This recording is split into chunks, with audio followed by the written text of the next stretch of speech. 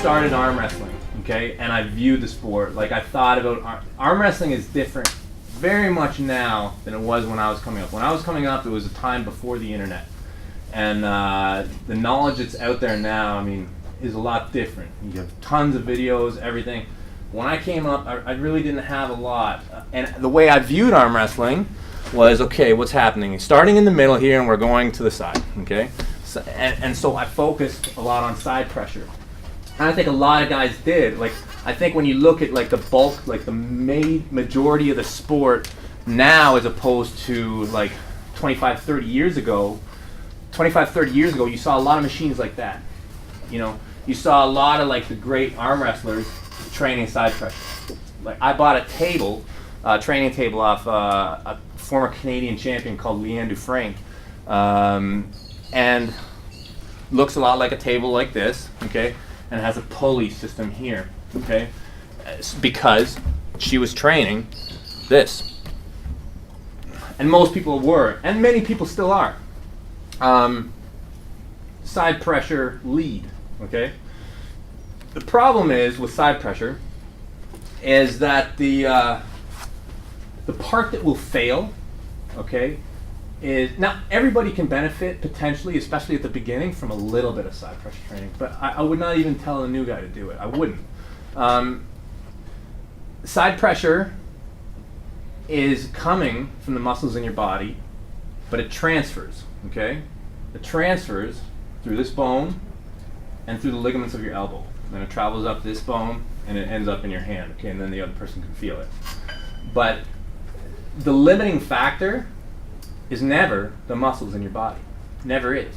Okay, it's always, for most people, okay, I mean, amateurs may break their bone, but what's going to happen is, like, you know, 3 or 4 year arm wrestlers, guys who have been pulling a while, like strong enough to not break their bone, but, you know, strong enough to get some good force going, they're going to blow their ligaments, okay? They're going to blow the connective tissue in their elbows. I've done it many times, okay?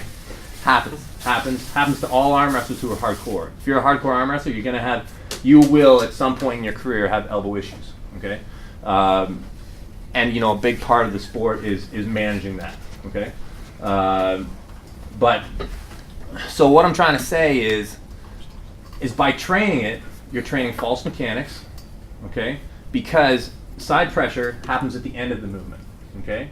So that means you start off either pulling up or connecting, right? Inside or outside, okay? And at the end of the movement, after I'm like tapped out from what I can do muscularly, I can add a little bit of bone and connective tissue, okay? And the same thing, if I'm coming in, I'm cupping down and I'm connecting as hard as I can, and at the end of the movement, I can add a little bit.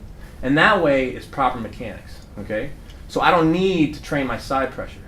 I just train my fundamentals, and I can add it at the end as I choose, you know? And plus, whenever you arm wrestle, you're using a ton of it, whether you want to or not, okay? Every time we're on the table, okay, you're getting stability that way, and it's more than enough. It's more than enough. If you start to focus on it, like I have many times throughout my career, every 2 or 3 years, I'm like, oh, Devon, maybe you're wrong about that side pressure thing. Maybe you need to train it again. And I'll hit it for a while, and I'll do it for, you know, a couple weeks, and then I hurt my elbow. Happens every time. And I'll probably be due in about 2 years or 3. And I'll do it again, I'll hurt my elbow. And so I'll tell you, don't do it. Don't do it. And I'm going to tell you what to do and substitute for it, okay? So many things feel like side pressure, right? Whenever I have too much for you, whenever you have too much for your opponent, they're going to be like, oh, he was going to the side. He might not have been. You just got overwhelmed, and you had to throw in your own side pressure, so you thought he was matching you. The supination of the hand, supination, right? It's a good way to force, you know, to aid in forcing a hook, which we'll get into later.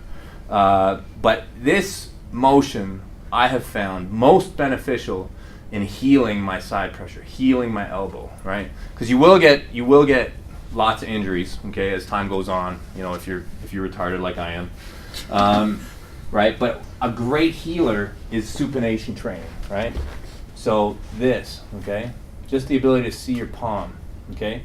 Because no, you don't want to see your palm, okay, if the guy is forcing you to do it, but sometimes seeing your palm is vital, okay?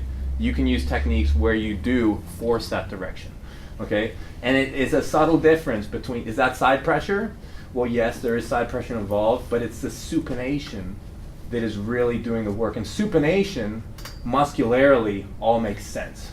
Your body's designed to supinate to some degree, okay? But side pressure, you know, that's what your body's not really, you know, you can do it, but, you know, I don't think that there's muscles really in place to, you know, get massively stronger at side pressure.